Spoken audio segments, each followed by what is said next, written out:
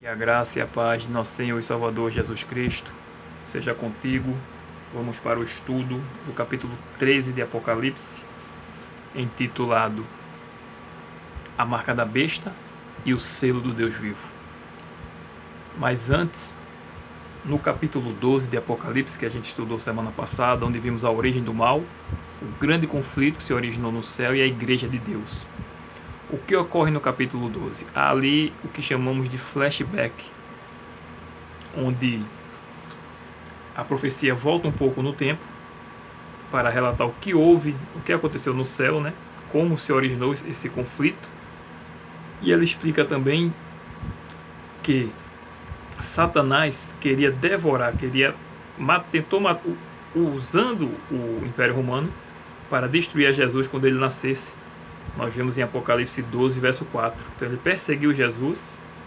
Depois, no verso 6, é dito que ele perseguiu a mulher, onde ela foi sustentada durante 1260 dias proféticos.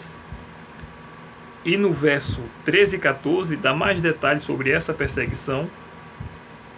É dito no verso 14 que ela foi perseguida, ela foi sustentada no deserto por Deus durante um tempo, tempos e metade de um tempo, fora da vista da serpente. Ou seja, um período que na história são 1260 anos, que se refere na história do ano 538 a 1798. E quando chega no verso 17, é dito que o dragão irou-se contra a mulher e foi pelejar com os restantes de sua descendência, os que guardam os mandamentos de Deus e têm o testemunho de Jesus. Ou seja, o dragão perseguiu a Jesus, perseguiu a mulher e a igreja, e agora no tempo do fim, depois do período de 1260 dias, ele iria perseguir os remanescentes da mulher, que são aqueles que guardam os mandamentos de Deus e têm o testemunho de Jesus, ou seja, têm o dom profético, como estudamos no tema passado, que você pode conferir no link abaixo, acessar a playlist e conferir esse capítulo 12. Por isso o capítulo 13 de Apocalipse se aplica para o tempo do fim, exatamente quando a ferida mortal for curada, como nós vamos analisar agora. Apocalipse 13, então, nos fala de uma tríplice aliança pelo domínio mundial. Aliados ao poder de Satanás, dois poderes terrestres se unem para o domínio mundial. Um poder civil-militar, representado na profecia pelo poder que surge da terra, e um poder religioso, representado na profecia pelo poder que surge do mar. Esses poderes unidos formarão o que a profecia chama de 666.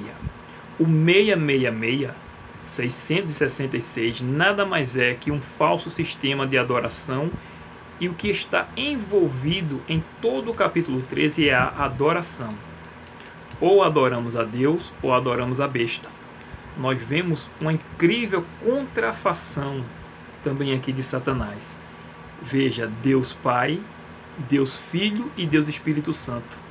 E aqui nós temos o dragão, a besta leopardo e a besta que surge da terra.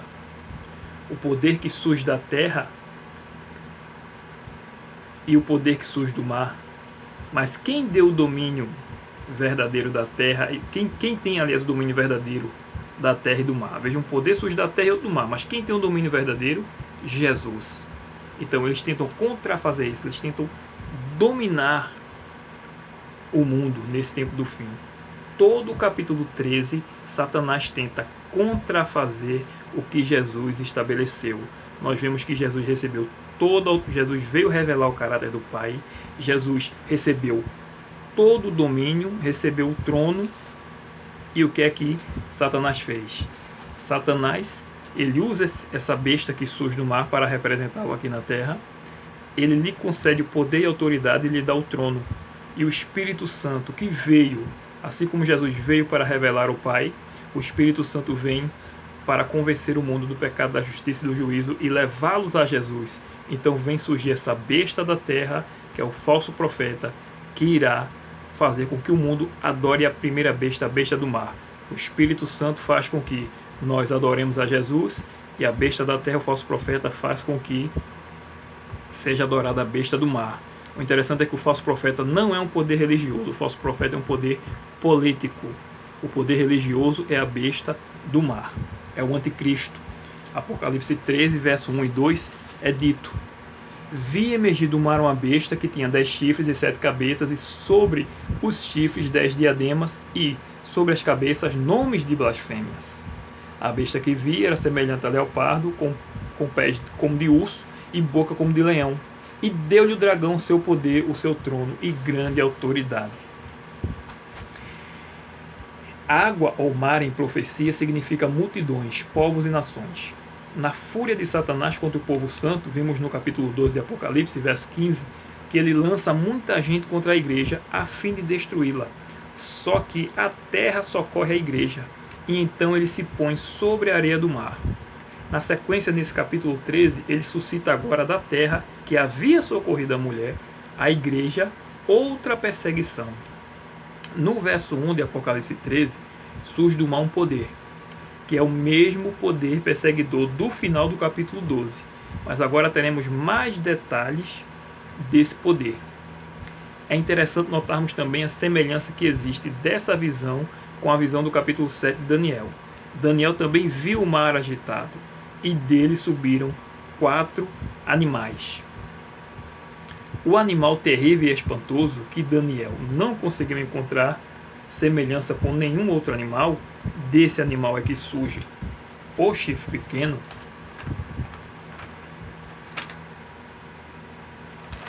Um animal, esse foi o primeiro animal, ou o quarto animal, né, de Daniel 7. E um animal semelhante ao leão, outro ao urso e outro a um leopardo. Lembrando que animal ou besta em profecia são poderes governamentais, seja civil ou religioso. Daniel 7, verso 17. A questão da adoração já entra em cena quando é dito que esta besta tem nomes de blasfêmias sobre as cabeças, né? A cabeça é um poder pensante, sabe muito bem o que está fazendo. Blasfêmia, né? O que é blasfêmia? Blasfêmia é querer para si os atributos que só pertencem a Deus. Por exemplo, salvar as almas, salvar as pessoas, dizer o que é e o que não é pecado. Deus tem os 10 mandamentos, essa besta também tem os seus 10 mandamentos. E esse ato de blasfêmia fica bem nítido no sistema do 666. Isso vai ficar bem nítido. Temos que prestar atenção em cada verso desse Apocalipse 13. Bíblia se estuda explicando a Bíblia. Bíblia explica a Bíblia e não Bíblia rebate a Bíblia, como muitos fazem. Muitos usam a Bíblia para rebater a Bíblia. E isso também é blasfêmia. Pegam o Novo Testamento para tentar rebater o Antigo. Mas para pedir dinheiro, eles usam as histórias do Antigo Testamento. Qual a relação da besta que sobe do mar com os animais de Daniel 7? O leão, que representava a Babilônia, Roma, em suas duas fases, imperial e papal, copiaria elementos desses impérios, Babilônia, Medo-Pérsia e Grécia. De Babilônia, Roma copiou a pretensão e o orgulho. Isso está lá em Isaías 14, dos versos 10 ao 14, como era o orgulho, né, e a pretensão de Babilônia. E o pecado e a transgressão à lei de Deus, Isaías 13, verso 11, Isaías 14, verso 13 e 14. Da Medo-Pérsia, Roma copiou o culto de adoração no dia do sol, o domingo. A religião de lá era o mitraísmo. Com Constantino, no ano de 321, foi promulgado um decreto em todo o Império Romano para que se celebrasse aos domingos o culto ao Deus Sol. Os persas dedicavam o primeiro dia da semana ao Deus Sol, Mitra. E no ano 364, primeiro Império Romano, em 321, declarou o domingo como um dia festivo. Depois, no ano 364, agora Roma papal, no Concílio de Laodiceia, certo? A Igreja Católica instituiu o domingo como dia de guarda. E da Grécia, o leopardo, Roma copiou o sistema de imagens e invocação dos santos. Os gregos davam formas humanas às suas divindades. E foi da filosofia grega que a Igreja de Roma adotou a doutrina da imortalidade da alma. E quem é o dragão que lhe deu autoridade? Como é dito no versos 1 e 2. O próprio Satanás, Apocalipse 12, verso 9, diz que ele é o dragão. Um poder religioso só poderia dominar o mundo por meio de um poder sobrenatural, nesse caso da besta do mar, Satanás.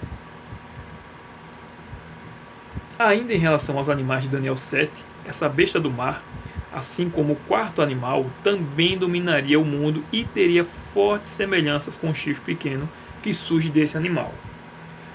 Ambos são blasfemos e têm boca que profere blasfêmias, Daniel 7, verso 8, e Apocalipse 13, versos 5 e 6, que vamos ler mais para frente.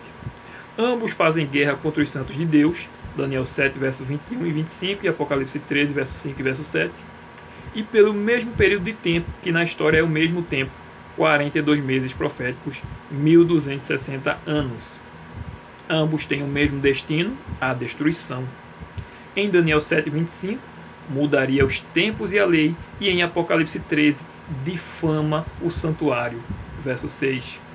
O chifre pequeno vem de Roma imperial, o quarto animal, e a besta de Apocalipse 13, verso 2, se levanta também de Roma, pois o dragão lhe dá o seu trono, poder e autoridade. O dragão, que é Satanás, realiza sua obra por meio de Roma. Tanto na época de Constantino, quando ele mudou sua sede para Constantinopla, no ano 330, o trono de Roma ficou com o papado, abrindo assim as portas para o avanço da igreja. Todo o prestígio secular de Roma, pouco tempo depois, foi passado para a igreja. Um escritor católico disse o seguinte sobre isso: piedosamente subindo ao trono de César, o vicário de Cristo tomou o cetro diante do qual imperadores e reis da Europa se curvariam em referência por muitas eras. American Catholic Quarterly Review, abril de 1911. Um império pagão que matava o povo de Deus cede agora o trono à igreja. No mínimo, muito estranho. Então veio o decreto de Justiniano, que entrou em vigor em 538, dando ao papado autoridade religiosa e civil sobre todas as igrejas e ao mundo da época. Vamos ler agora Apocalipse 13, verso 3. Então vi uma de suas cabeças como golpeada de morte, mas essa ferida mortal foi curada, e toda a terra se maravilhou seguindo a besta. Depois que a igreja recebeu autoridade absoluta, ela agora sofre um golpe de morte. Depois de 1260 anos de supremacia papal, no dia 15 de fevereiro de 1798, por ordem de Napoleão Bonaparte, o Papa Pio VI é preso, e a partir dessa data a igreja foi despojada de seu poder, tanto religioso como civil.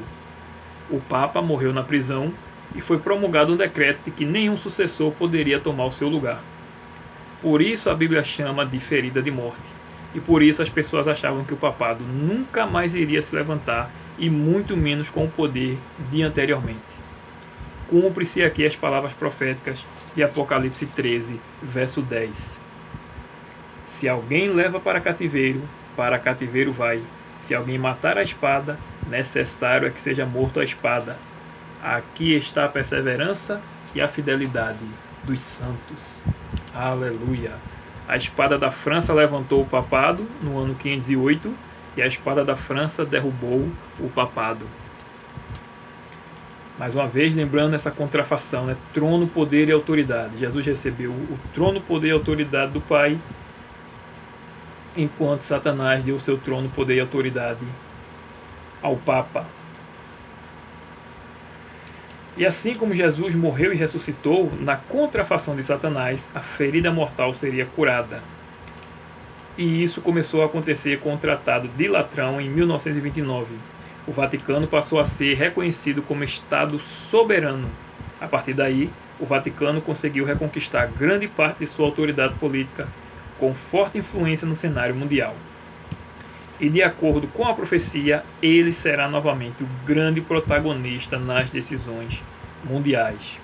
Veja, por exemplo, o que está ocorrendo sobre as questões climáticas, né? E o Papa Francisco vem sendo considerado a sua encíclica de grande valia, de grande importância para esse tema. A sua encíclica que, inclusive, é uma encíclica ambiental, né? Então, ali no 6º capítulo, ele fala da observância do domingo e um dia para descanso da terra, né? Vamos falar sobre isso um pouco mais para frente desse estudo.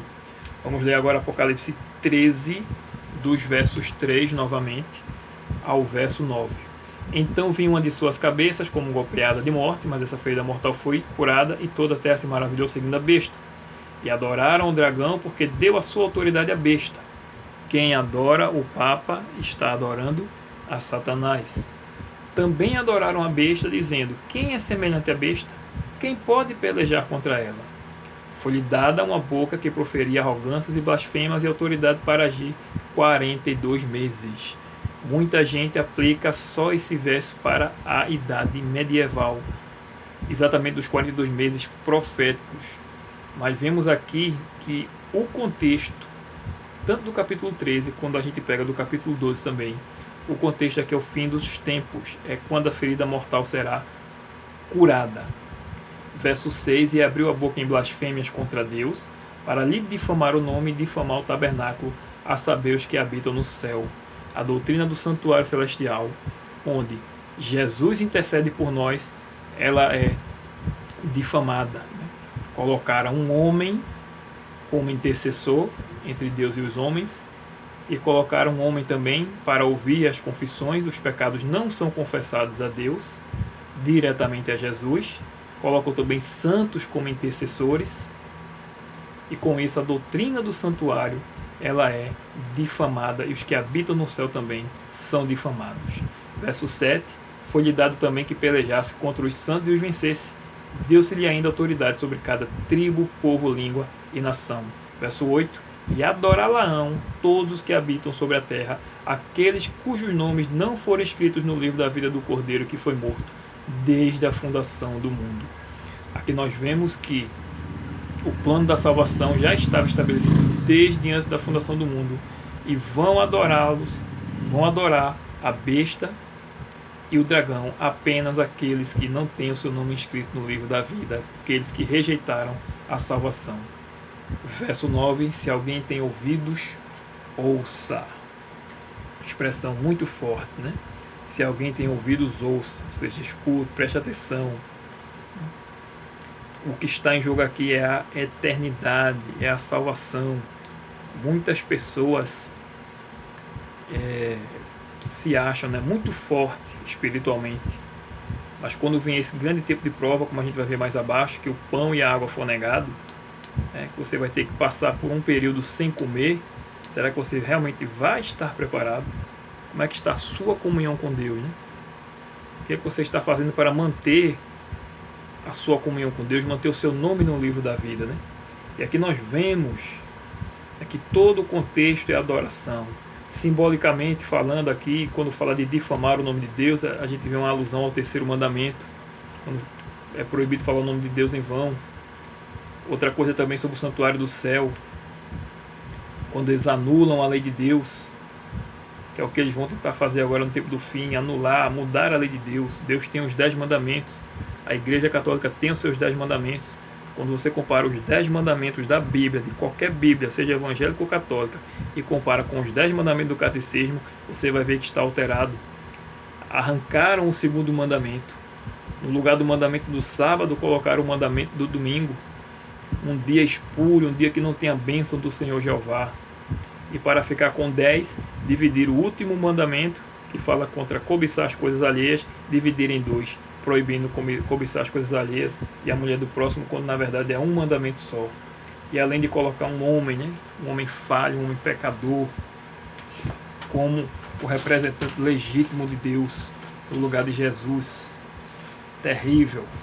Papa, por exemplo, o nome Papa, ele significa pai. E o Senhor Jesus disse que a ninguém chamasse de pai, no sentido da espiritualidade, da religião.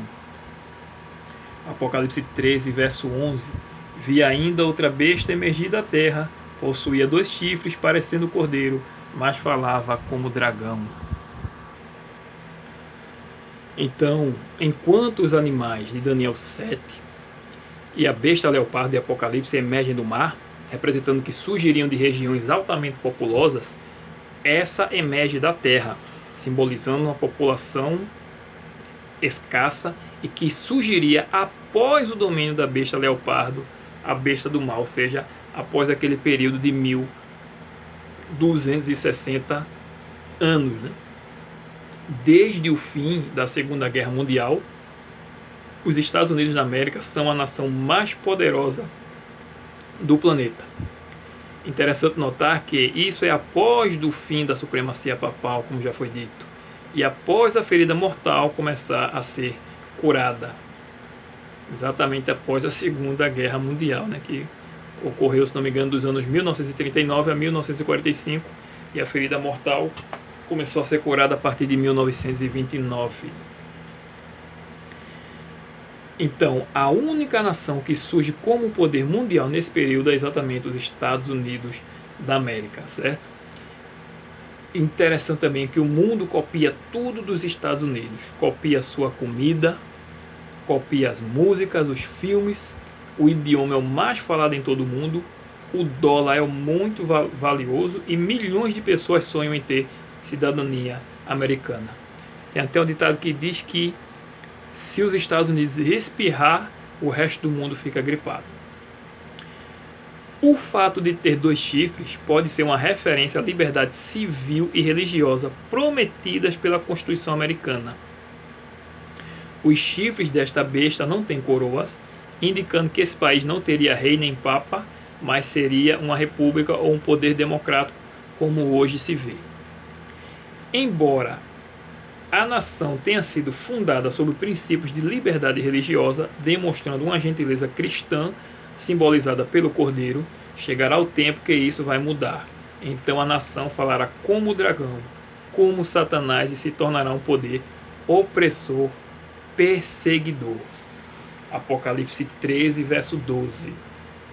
Exerce toda a autoridade da primeira besta na sua presença. Faz com que a terra e os seus habitantes adorem a primeira besta, cuja ferida mortal fora curada. Então, como já foi dito, esse poder leva as pessoas à primeira besta. Por isso é o falso profeta. E vemos também que exerce toda a autoridade da primeira besta e faz com que os habitantes adorem a primeira besta. Então, os Estados Unidos da América se aliará ao Vaticano, obrigando ao mundo lhe prestar adoração.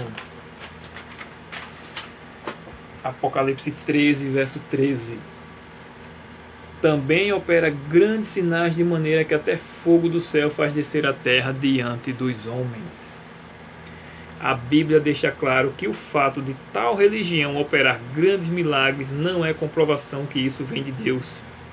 Satanás fez fogo descer do céu no livro de Jó, entre outras coisas.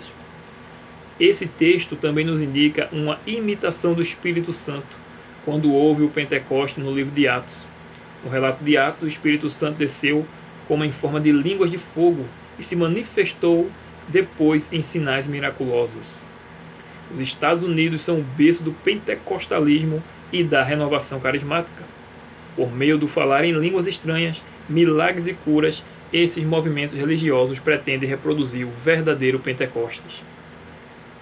Essa influência espiritual produzirá um falso reavivamento. E é isso que Satanás quer fazer. É essa contrafação também, um falso movimento do Espírito Santo. Mateus 24, verso 24 é dito: porque surgirão falsos ungidos e falsos profetas, operando grandes sinais e prodígios, para enganar, se possível, até os eleitos. É interessante também notar que o mesmo dom de língua é falado na igreja de Roma. Ele é falado também, além das igrejas pentecostais, a igreja de Roma, também esse mesmo dom de língua é falado no espiritismo moderno, né? Que também se originou nos Estados Unidos e tem se popularizado em todas as áreas por meio de livros, desenhos animados, filmes, novelas, músicas, e já entrou nas igrejas evangélicas também há muito tempo. A maioria dessas igrejas pentecostais, infelizmente, o espiritismo é quem está atuando. Por exemplo, quando é dito lá em Apocalipse 16, verso 13 e 14: então vi sair da boca do dragão, Satanás, da boca da besta, a igreja de Roma, e da boca do falso profeta, os Estados Unidos, representado pelas igrejas cristãs, pentecostais, apostatadas, que não guardam a lei de Deus. Então João viu sair 3 espíritos imundos semelhantes a rãs, porque eles são espíritos de demônio, verso 14, operadores de sinais, e se dirigem aos reis do mundo inteiro com o fim de ajuntá-los para a peleja do grande dia do Deus Todo-Poderoso. Esses espíritos enganadores estão na boca dos falsos profetas nas igrejas. Aqui é mostrado de onde vem o poder para tais movimentos. Normalmente, em tais igrejas, a Bíblia é deixada de lado e o que vale é a música, as emoções, os arrebatamentos de sentido, a experiência sobrenatural, as revelações, etc. E o estudo bíblico é negligenciado. Por isso, naquele dia, muitos vão dizer: eu profetizei em teu nome, eu fiz cura, eu fiz maravilhas. E Jesus vai dizer: apartai-vos de mim, vós que praticais a iniquidade. Ou seja, aquele poder não veio de Jesus, mas aquele poder vinha de Satanás. E eles praticavam iniquidade, que é a aversão à lei de Deus. Eles pregam contra a lei de Deus. Eles falam que o sábado foi abolido. Apocalipse 13, verso 14 e verso 15.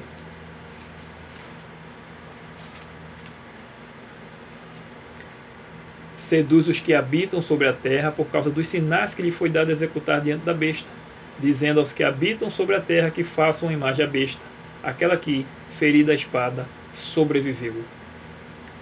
E lhe foi dado comunicar fôlego à imagem da besta, para que não só a imagem falasse, como ainda fizesse morrer quantos não adorassem a imagem da besta. As igrejas evangélicas estão se unindo ao papado. Elas que arrotam ter o poder de Deus em suas curas, que arrotam que a mão de Deus está naquele lugar, elas estão se unindo ao papado. E elas vão se unir dessa forma, por exemplo, da crise climática, como vamos ver mais para frente aqui do estudo. A imagem, em relação à imagem, da besta, significa algo que é semelhante, parecido. Nos termos bíblicos, a imagem está mais relacionada ao caráter. Quando Deus criou o ser humano, o criou à sua imagem e semelhança, e o Espírito Santo imprime em nós o caráter de Cristo. Romanos 8, verso 29, Efésios 4, 24, Colossenses 3, 10. O próprio Jesus disse: quem vê a mim, vê o Pai. Por quê? É o mesmo amor, a mesma bondade, a mesma misericórdia, a mesma justiça, é o mesmo caráter.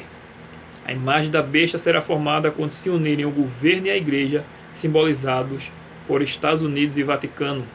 Então será criada leis opressoras e será estabelecida a imagem da besta da Idade Média. Perseguição, opressão e, quem sabe, até morte. As pessoas serão levadas a adorar esse sistema, seja no convencimento ou na força.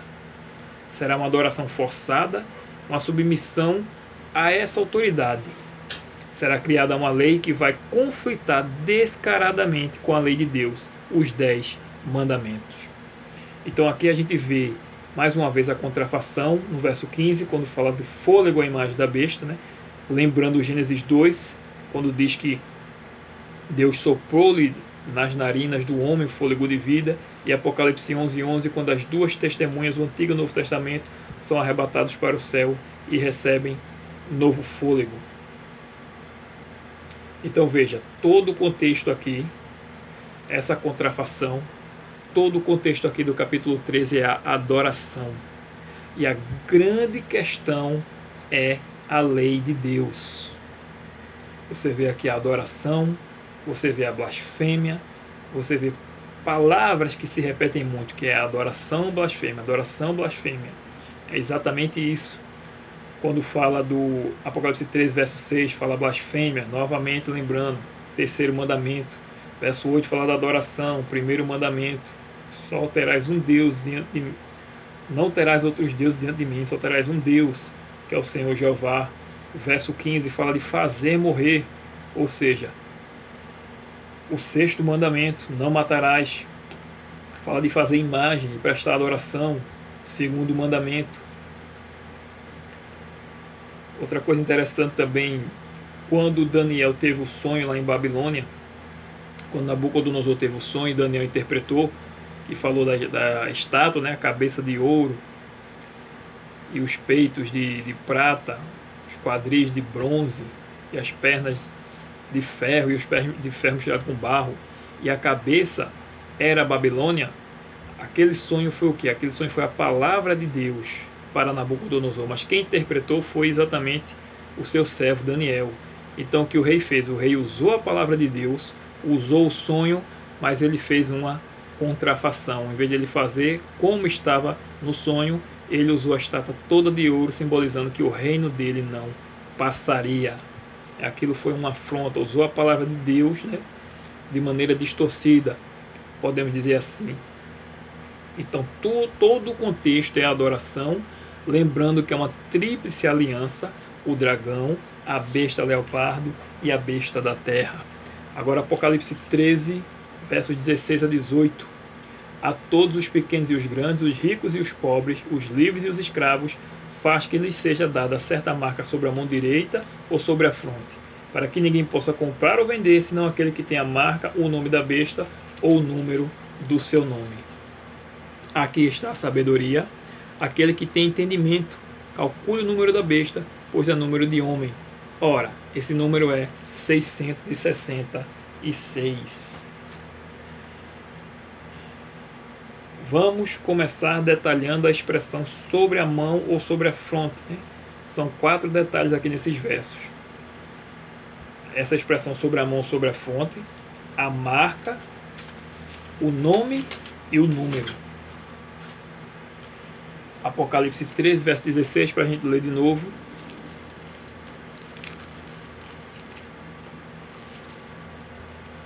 A todos, os pequenos e os grandes, os ricos e os pobres, os livres e os escravos, faz que lhes seja dada certa marca sobre a mão direita ou sobre a fronte. Aqui temos uma contrafação do diabo, dessa vez em relação à exortação de Moisés ao povo de Israel antes de entrarem na terra prometida. Lá em Deuteronômio, no capítulo 6, é dito o seguinte ao povo a partir do verso 4. Deuteronômio 6, verso 4. Ouve Israel, o Senhor Jeová, nosso Deus, é o único Senhor. Amarás, pois, o Senhor Jeová teu Deus de todo o teu coração, de toda a tua alma e de toda a tua força. Estas palavras que hoje te ordeno estarão no teu coração.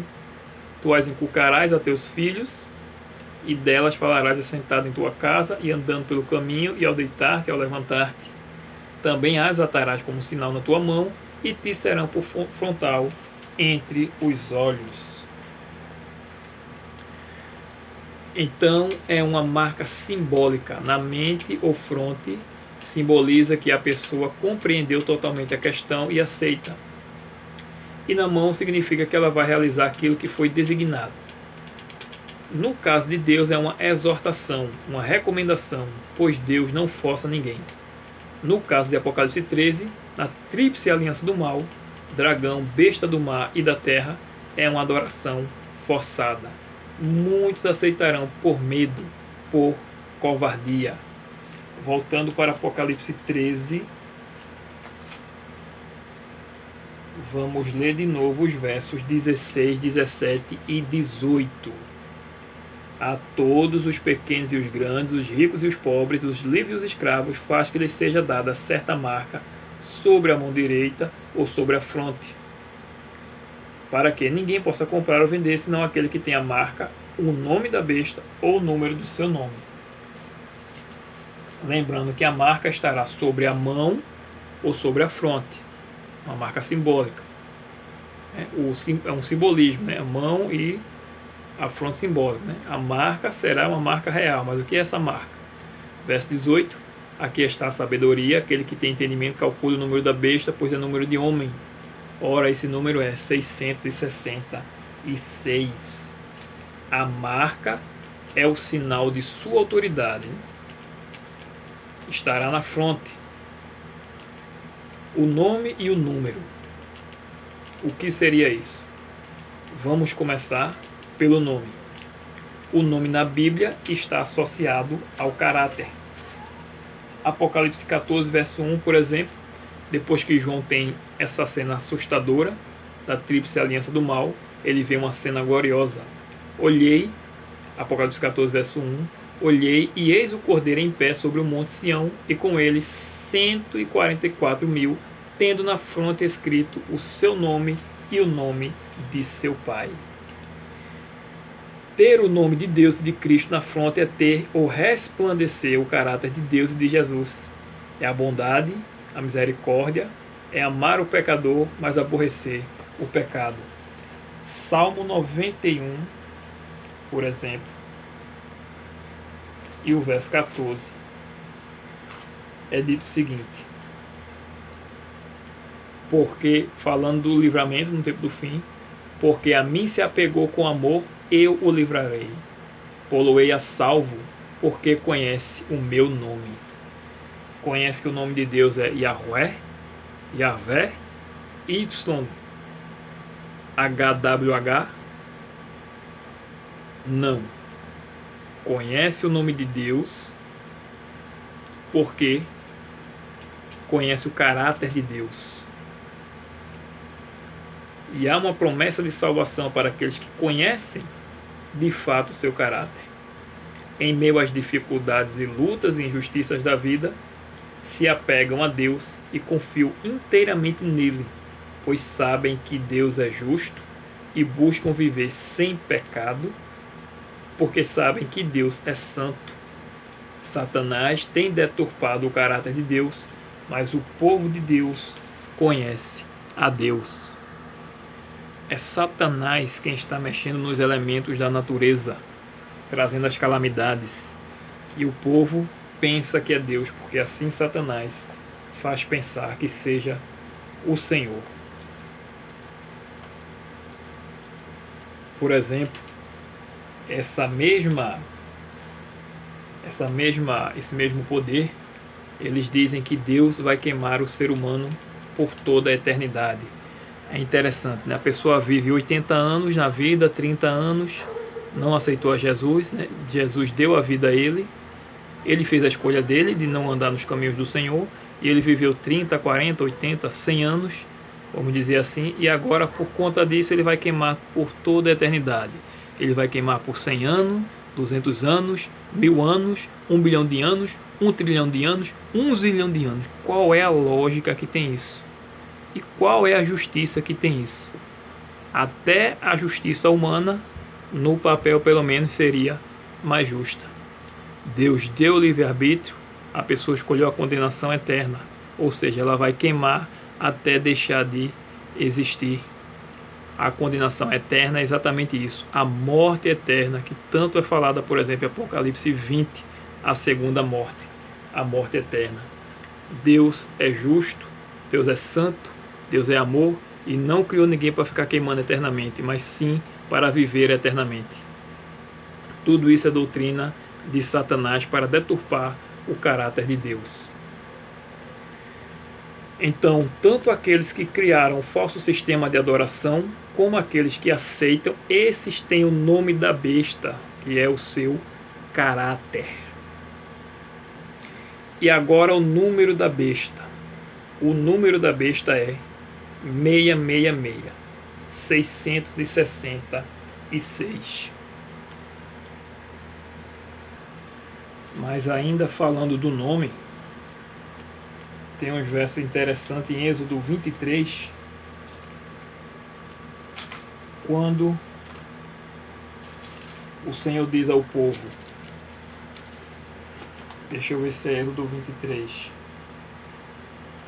Êxodo 23, verso 20 e verso 21, quando o Senhor diz ao povo, né, eis que eu envio um anjo adiante de ti, esse anjo é Jesus, para que te guarde pelo caminho e te leve ao lugar que tenho preparado. Verso 21, guarda-te diante dele e ouve a sua voz, e não te rebeles contra ele, porque não perdoará a vossa transgressão. Quem pode perdoar ou não perdoar pecados? No sentido de salvação, somente Deus. Então esse anjo é Jesus, e é dito, ainda no verso 21, pois nele está o meu nome, ou seja, nele está o meu caráter. Ele é a revelação, a expressão do meu caráter.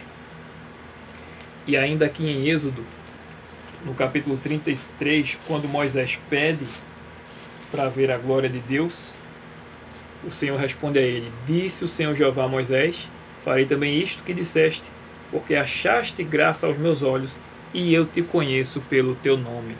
Aleluia! Deus conhecia a Moisés. Deus via que o caráter dele era puro. Então isso está relacionado o nome está relacionado ao caráter. Agora o número 666, esse cálculo não é uma conta matemática, mas sim uma combinação, até porque em nenhum momento é dito que se somasse, se multiplicasse, se dividisse ou se subtraísse. Apenas é dito calcule. E é importante notarmos a expressão, aqui está a sabedoria. Sabedoria na Bíblia sempre está associada ao temor de Deus, que é conhecer a sua vontade através do estudo da palavra e da disposição para aprender. Jó 28, verso 28, Provérbios 1, 7, Provérbios 9, 10, Eclesiastes 12, 13, Salmo 111, verso 10 e Tiago 1, versos 22 ao 25 é dito, tornai-vos praticantes da palavra e não apenas meros ouvintes, não sendo ouvinte negligente, mas poderoso praticante. A Bíblia também diz em relação às profecias que os perversos não entenderiam, mas os sábios entenderão. Daniel 12, verso 10. No antigo sistema de religião babilônico, o 6 representava o Deus menor, o 60 o Deus maior e o 600 o panteão, santuário de todos os deuses. Por isso, 666. Por isso é número de homem, porque é um sistema de adoração criado pelo homem. Em contraste a isso, desde a semana da criação, vemos Deus em toda a Bíblia trabalhando em ciclos de 7, inclusive coroando a criação no 7º dia, e no próprio Apocalipse temos os ciclos de 7. 7 igrejas, 7 cartas, 7 selos, 7 trombetas, 7 pragas. Por exemplo, nós vemos também Naamã, que mergulhou no rio 7 vezes, o muro de Jericó, a tomada do muro, foram 7 voltas, e inclusive no sonho de Nabucodonosor nós vemos a medida da estátua, 60 por 6. 6 de largura, se não me falha a memória, 6 côvados e 60 de altura. Agora vamos ver o sinal da besta. Se o nome da besta se opõe a Deus, se em todo o capítulo 13, desde a trindade do mal, temos uma contrafação de Satanás contra Deus, esse sistema 666, que se opõe descaradamente contra Deus, também tentará coroar a sua autoridade com a marca da sua autoridade. E obviamente que essa marca é uma contrafação da marca de Deus, do sinal da autoridade de Deus sobre o seu povo.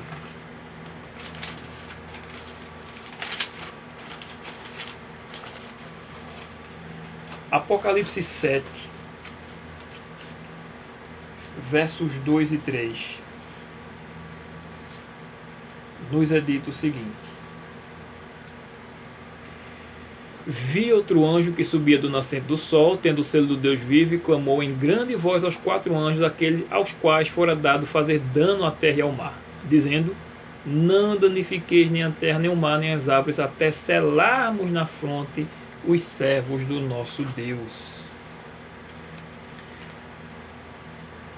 O selamento aqui está no futuro. É importante dizer isso. O início do juízo dos vivos se dará também quando a marca da besta entrar em vigor. Então os salvos começarão a ser selados com o selo de Deus e os perdidos com a marca da besta.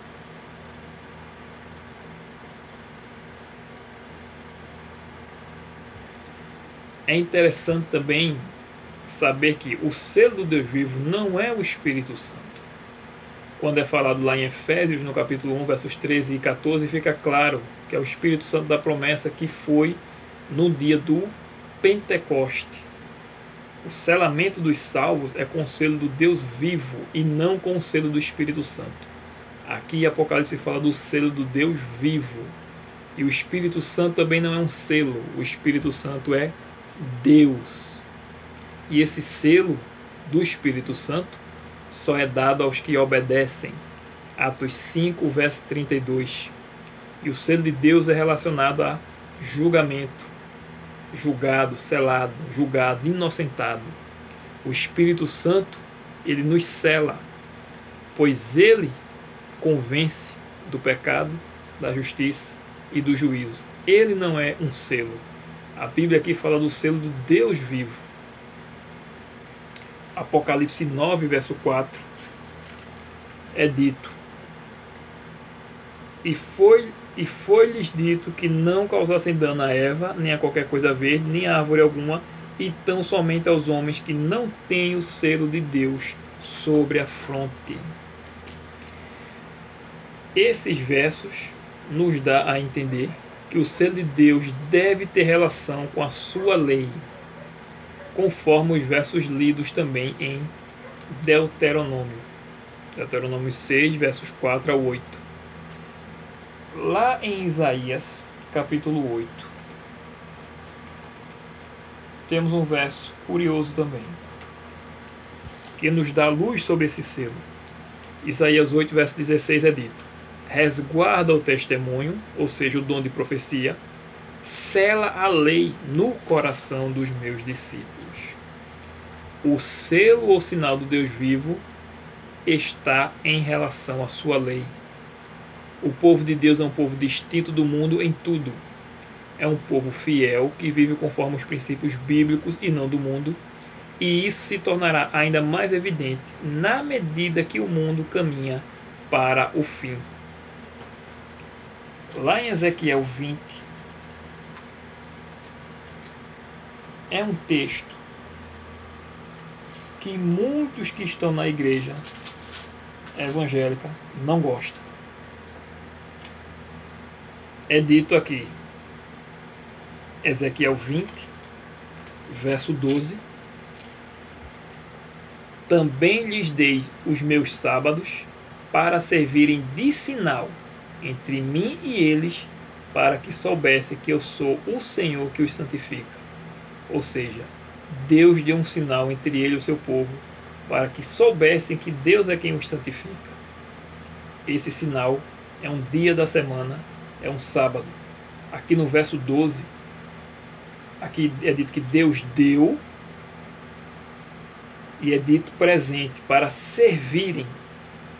Deus deu sábado no passado, para hoje servir de sinal. E no verso 20 de Ezequiel 20 é dito: santificai os meus sábados, ou seja, hoje santificai os meus sábados, pois servirão, tempo futuro, servirão de sinal entre mim e vós, para que saibais que eu sou o Senhor Jeová, vosso Deus. Então, sábado é um sinal presente e um sinal futuro. É um sinal para o presente, servirem de sinal, e para o futuro, servirão. E é um sinal de santificação, para que saibais que eu sou o Senhor Jeová que os santifica, além de ser um sinal da eternidade, porque até na eternidade nós vamos adorar a Deus no dia de sábado, de forma especial, como está relatado em Isaías no capítulo 66 e nos versos 22 e 23. Agora, abrindo a Bíblia em Êxodo 20, vemos que não é apenas um dia da semana, mas é um mandamento. Êxodo 20, o quarto mandamento é dito, verso 8 a 11: lembra-te do dia de sábado para o santificar. 6 dias trabalharás e farás toda a tua obra, mas o sétimo dia é o sábado do Senhor Jeová teu Deus. Não é o sábado dos judeus, é o sábado do Senhor Jeová teu Deus.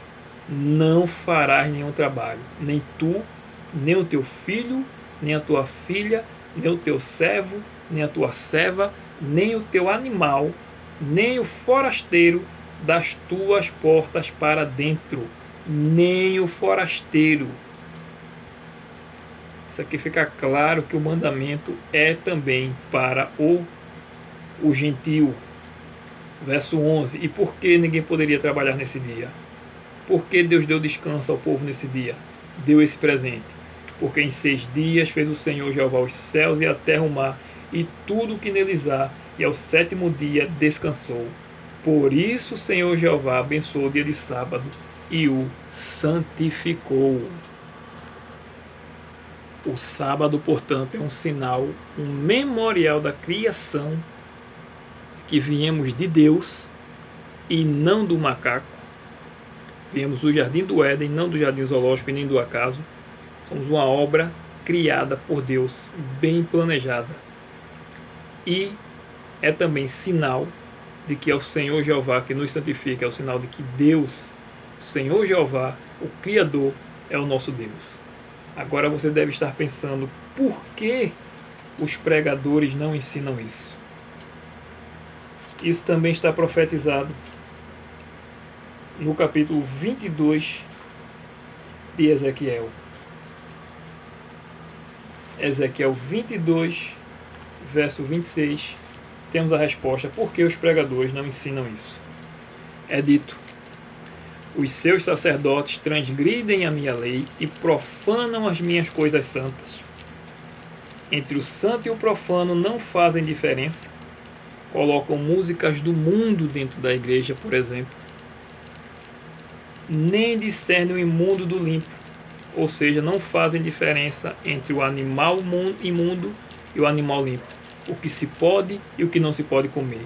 E dos meus sábados escondem os olhos, e assim sou profanado no meio deles. O nome de Deus é profanado no meio dos gentis por tais sacerdotes. Portanto, isso já estava profetizado, que iam profanar o sábado do Senhor. Iam fazer da religião uma bagunça. Verso 28 de Ezequiel 22. Os seus profetas lhes encobrem isto com calpa ou visões falsas, predizendo mentiras e dizendo: assim diz Jeová, o Senhor Deus, sem que o Senhor Jeová tenha falado. O sábado foi abolido, o sábado foi para os judeus. Então o povo vai para a igreja para ouvir mentiras e falsas profecias.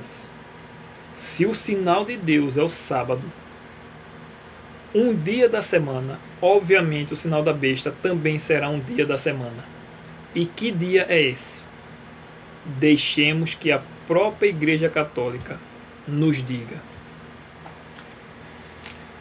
John Eck, no livro Canone e Tradição, na página 263, ele diz: a autoridade da Igreja não poderia estar presa à autoridade das Escrituras, porque a Igreja havia mudado o sábado para o domingo, não por um comando de Cristo, mas por sua própria autoridade.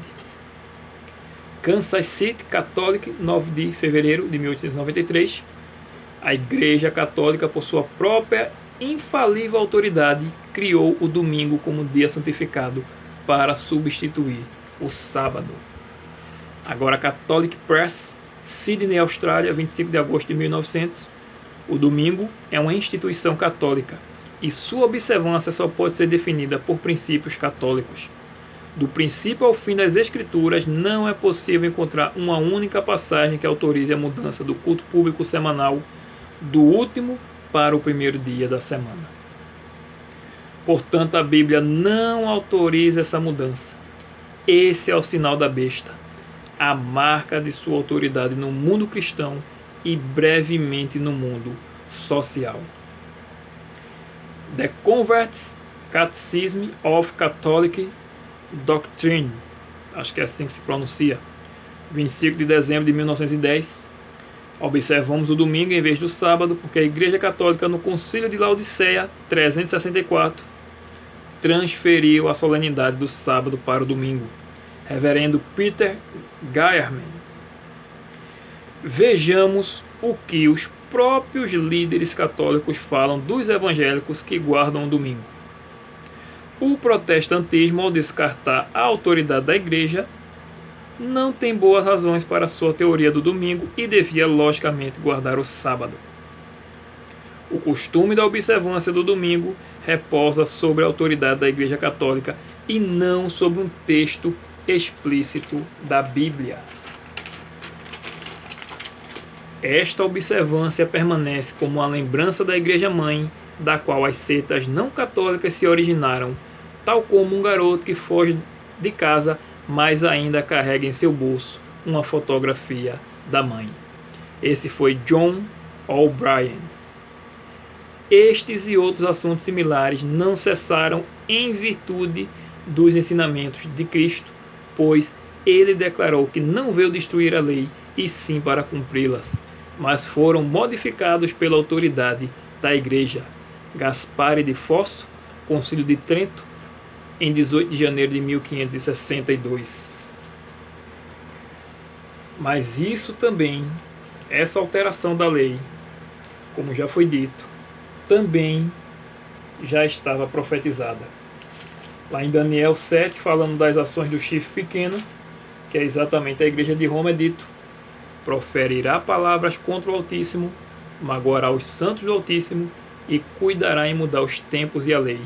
E os santos lhes serão entregues nas mãos, por um tempo, 2 tempos e metade de um tempo. A profecia já anunciava que surgiria um poder que tentaria anular a lei de Deus. Esse poder se engrandeceria contra o príncipe do exército, Daniel 8, verso 11 e 12, o Senhor Jesus. Prosperaria em seus enganos, blasfemaria de Deus e difamaria o santuário de Deus, como também foi dito aqui em Apocalipse 13. E a maior blasfêmia da Igreja Católica foi pretender mudar a lei de Deus, a única parte da Bíblia que foi escrita pelo próprio dedo do Senhor Jeová. Importante dizer também que muitas pessoas perguntam, né? Mas não está escrito na Bíblia o decreto dominical, como também não está escrito Trindade. O termo decreto dominical é uma criação da Igreja Adventista do Sétimo Dia, o que não significa que não existe. Existe sim, só que com outros nomes, como leis dominicais, por exemplo. Só que, como também não existe esse nome na Bíblia, decreto dominical, também não vai existir no mundo secular uma lei com o nome a marca da besta ou abominação desoladora. Mas sabemos que é o decreto dominical. Essas leis vão vir disfarçadas por lockdown climático, domingo do clima, domingo verde, domingo da família. Vão vir com nomes bonitinhos para enganar, mas como a Bíblia diz, os sábios entenderão. E como vimos aqui, todo o contexto é a adoração. Devemos tomar uma decisão urgente ao lado de Deus. Ou ficamos com a lei de Deus e a Bíblia, ou a lei do catecismo, o domingo, a marca da besta. Jesus nunca autorizou a mudança, nem no Antigo, nem no Novo Testamento. Você pode ler em Deuteronômio capítulo 4, verso 2, Deuteronômio 12, verso 32, e em Apocalipse, no capítulo 22 e nos versos 18 e 19, há uma séria advertência contra aqueles que acrescentam ou tiram algo da lei de Deus, da Bíblia Sagrada e das profecias. Confira também abaixo na playlist o tema de Apocalipse 7 e Apocalipse 14. Aliás, perdão, esse tema a gente ainda vai estudar. Apocalipse 7 e Apocalipse 14, que fala dos 144 mil.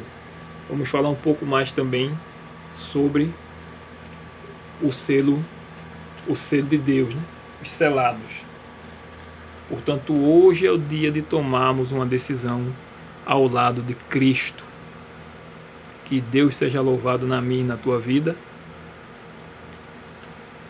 e que possamos seguir em frente, porque o decreto dominical jaz à porta, mas o Senhor Jesus também jaz à porta, e não devemos temer o que vier pela frente. Apenas nos apegarmos a Deus e compartilharmos essa mensagem, a mensagem de Apocalipse 13, dizendo ao mundo o que de fato é o selo de Deus e alertando ao mundo dessa nova ordem mundial, dessa tríplice aliança do mal que tentará usurpar Deus, o lugar de Deus da face da terra. Que Deus seja louvado. Fique com a paz de Jesus. Amém.